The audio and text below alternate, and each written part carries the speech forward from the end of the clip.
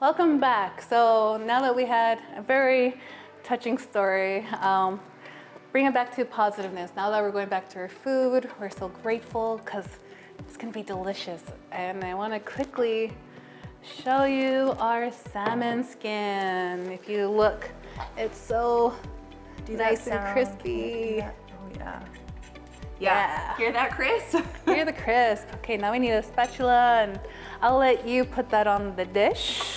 Okay, You're tasking me with getting it off nicely. Oh, we need a spatula. And then while she does that, I'm just gonna use our lemon. You notice that this one's organic and it has a little bit of bruising. That's okay. I just let you know that I had some fun in the fridge with the other vegetables. But it's still really juicy. So don't worry. A little bit of brown on the skin never hurt anybody. We're just gonna take a skin of that. And then we did a cup of rice, 2 cups of water.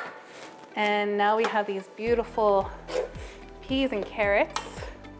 I'm just gonna fluff up the rice. And when people say fluff up the rice, all they mean is just they're taking a fork and running it through the rice. So, ta-da! I got the peas and the carrots with the rice. I put the peas with the carrots just because it's a lot easier. You can't have a million dishes going around and one pot for peas, one pot for carrots, one pot for rice, one thing for the salmon. And just talking about that sounds exhausting. Yeah.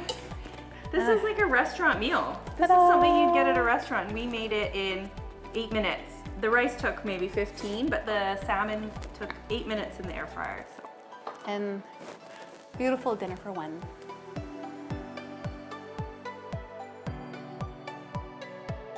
Well, thank you so much for joining us again today on Come Cook With Us, where we've made this delicious salmon with the rice mixed with frozen veggies. Thank you, Hoichika, and have a wonderful day. Wei Chokyo, you take care.